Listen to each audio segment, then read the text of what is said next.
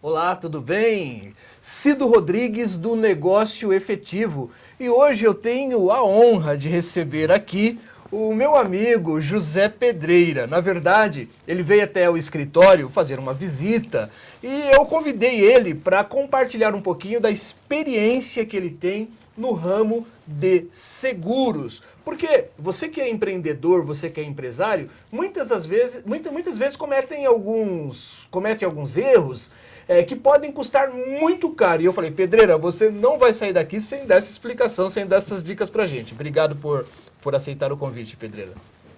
Obrigado a você pela oportunidade e a sua colocação é bastante adequada e no momento oportuno no que se refere a quem começa uma atividade nova, que precisa tomar alguns cuidados para não correr sozinho o risco do empreendedorismo que ele está se propondo. Então, ele precisaria ter alguns cuidados na área de seguros para ajudá-lo no risco que ele está correndo.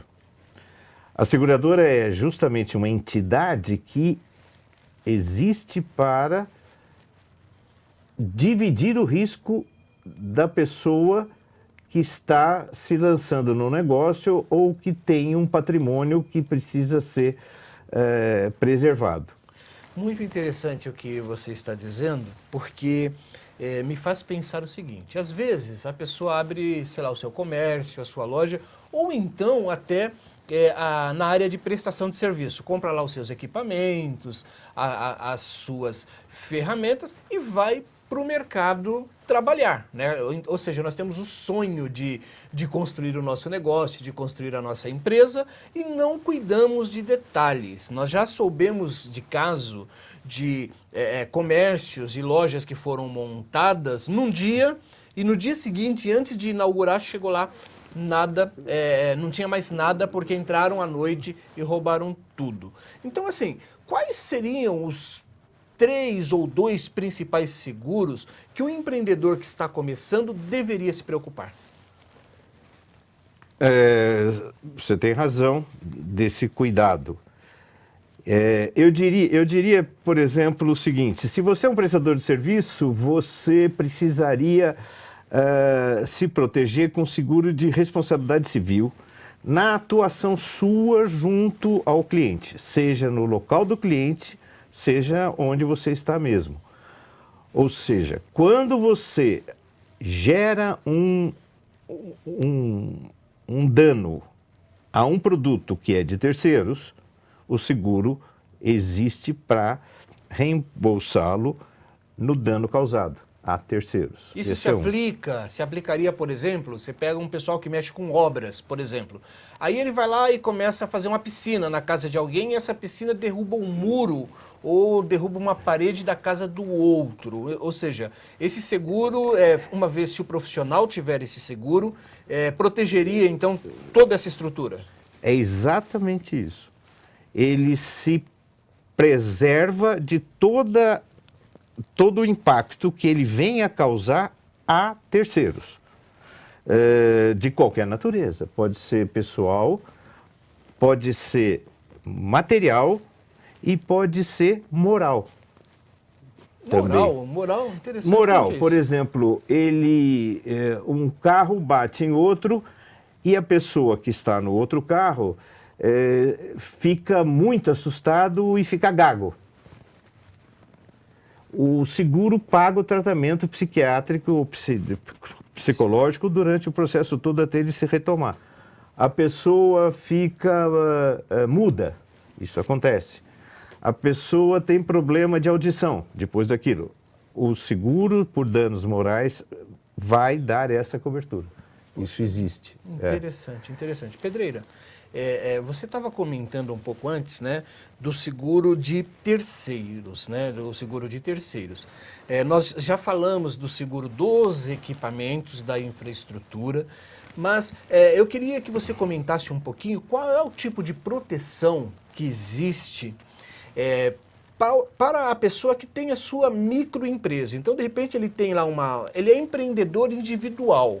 Ele só tem lá o CNPJ dele e ele tem lá o cunhado dele, um parente que ajuda ele lá no negócio. Vamos supor, o cara ele é um pintor de paredes. Eu estou colocando aqui exemplos muito básicos, mas porque eu sei que se esse exemplo básico servirá para qualquer atividade. Então o cara é um pintor de parede, então de repente ele está lá com o cunhado e o cunhado dele resolve, precisa subir numa determinada altura para ajudar a pintar e por qualquer motivo acontece um acidente, ele se machuca ou até algo pior, né?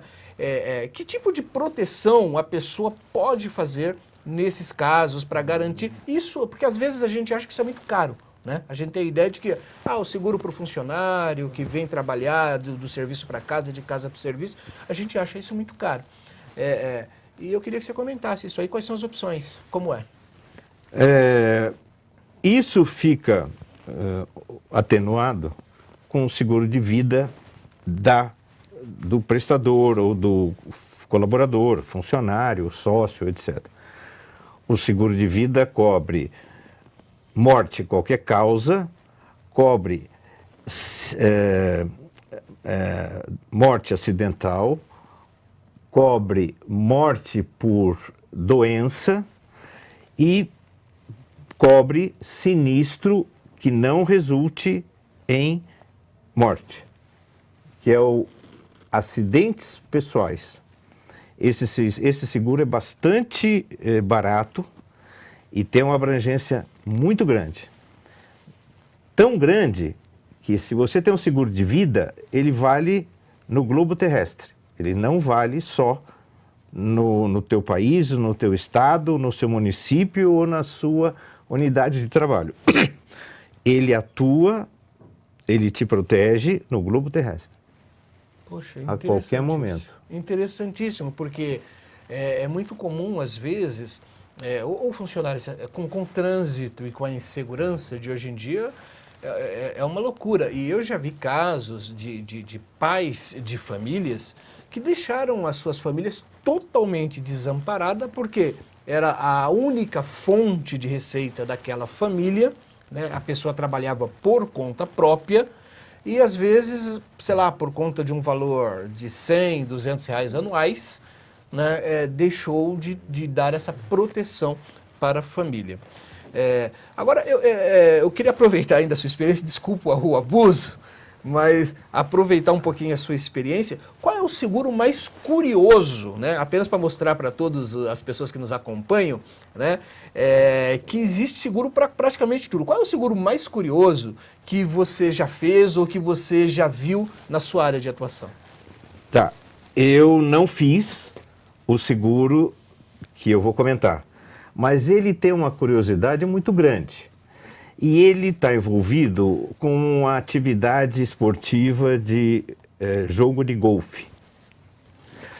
O jogo de golfe, simplificadamente, é uma sequência de 18 buracos numa região bastante irregular, com uma preparação de piso que a bola possa correr e a pessoa vai contando pontos à medida que ele vai atingindo cada um dos buracos. E pelo número de tacadas de um buraco ao outro, ele vai tendo uma perda de pontos.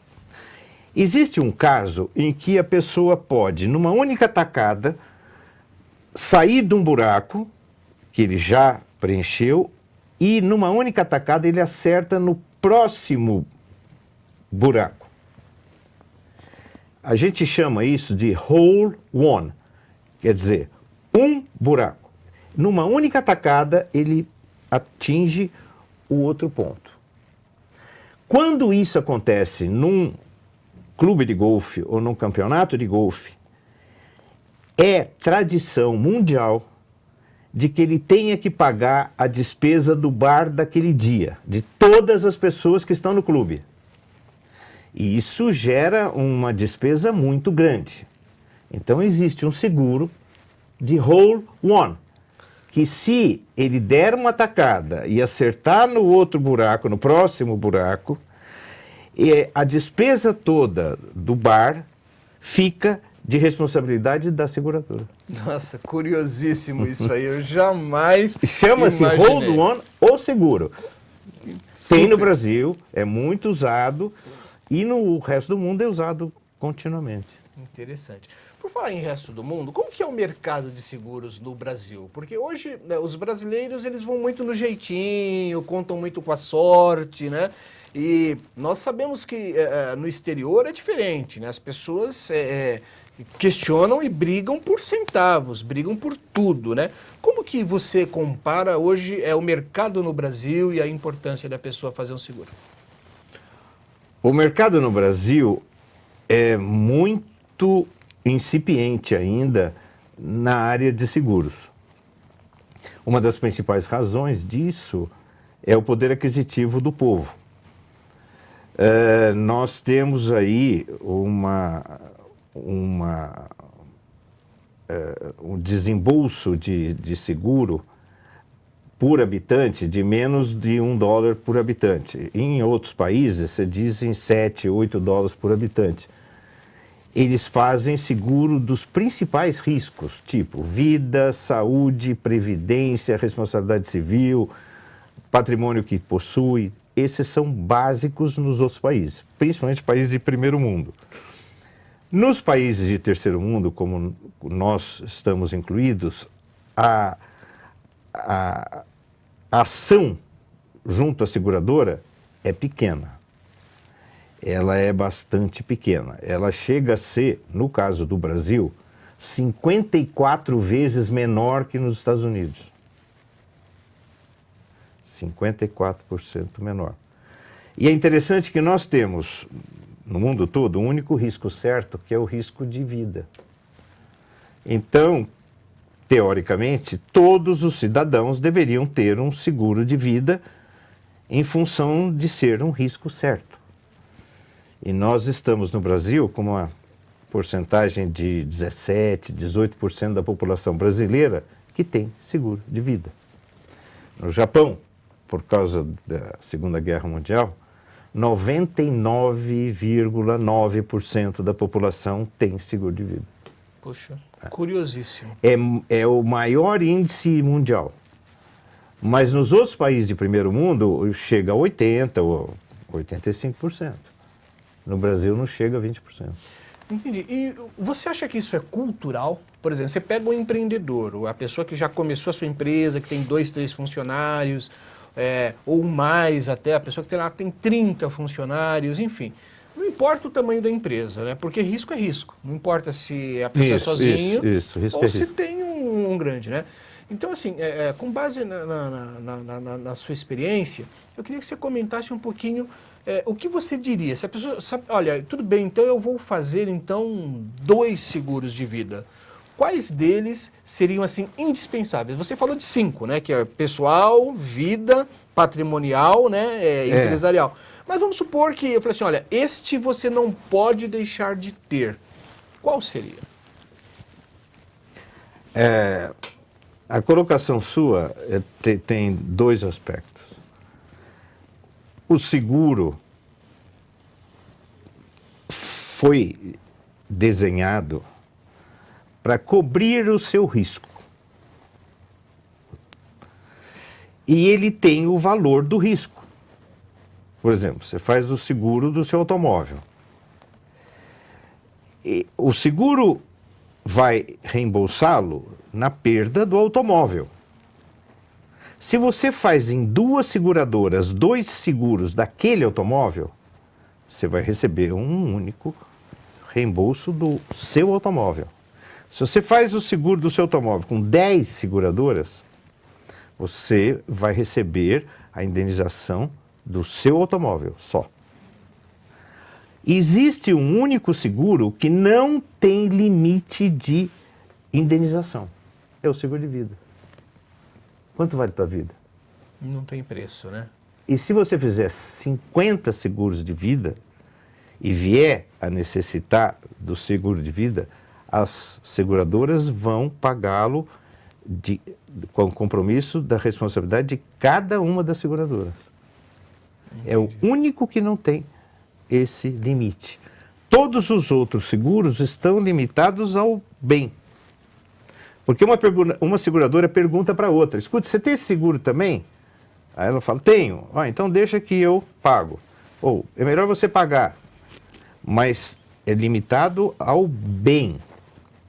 Para evitar que as pessoas comecem a se utilizar da indenização como lucro incremental. Perfeito, perfeito.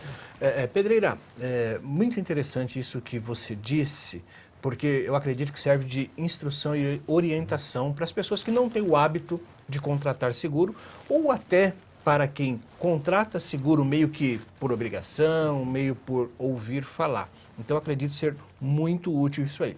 A minha próxima pergunta é: o que dizer, por exemplo, para as pessoas, por exemplo, olha, ok, vou contratar um corretor. O que eu preciso saber na hora de contratar um corretor, para ter certeza de que eu estou sendo atendido por um bom profissional, um profissional qualificado? É muito interessante essa sua colocação, porque ela define a diferenciação entre a seguradora e o corretor, que atende ao cliente final. O cliente deverá sempre se utilizar de um corretor, porque o corretor é o técnico que está ao lado do cliente. Ele fica sempre protegendo o cliente em relação à seguradora. O corretor não tem vínculo com a seguradora. Ele é um prestador de serviço independente. Ele pode atuar com qualquer seguradora. Então, o que o cliente precisa saber é o que ele quer proteger.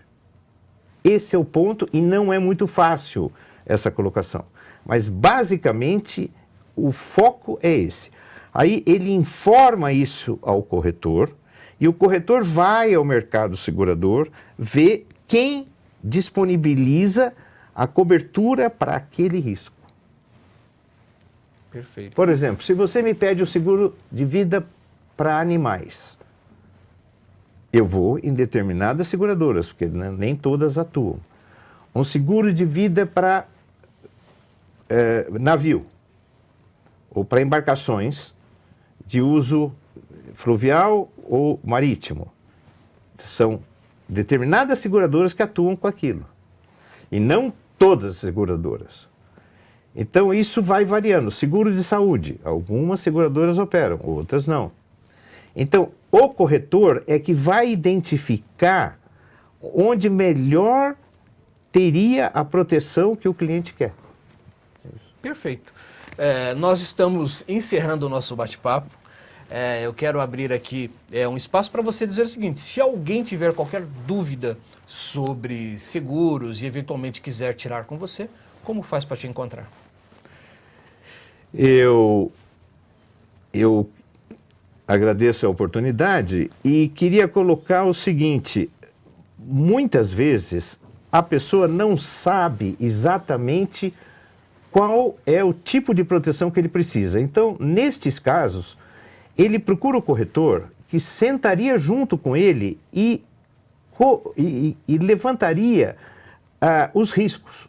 E diante dos riscos levantados, definiria que seguro ele teria demanda, e aí o corretor vai ao mercado segurador e procura saber quem disponibilizaria aquele seguro para este cliente. E o seguro adequado é o seguro feito através do corretor. Porque no caso de seguros negociados diretamente com o banco, acontece um fato desfavorável. O banco é dono da seguradora. Então, o segurado fica de um lado sem proteção, porque ele não tem a ajuda do corretor junto a ele. Ele tem o corretor, que é do banco, e tem a seguradora, que é do banco. Então, a tendência natural da seguradora é preservar a necessidade de indenizar o sinistro. Então, esse é muito conflituoso e não deve ser assim. Tanto não deve ser assim, que o artigo 192 da Constituição Brasileira de 88 exige que os bancos não atuem na área de seguros. Mas, à revelia da lei e da Constituição, eles ainda atuam. Muito obrigado. Bom, então, obrigado pela sua presença, muito obrigado por ter nos acompanhado até aqui e até a próxima entrevista.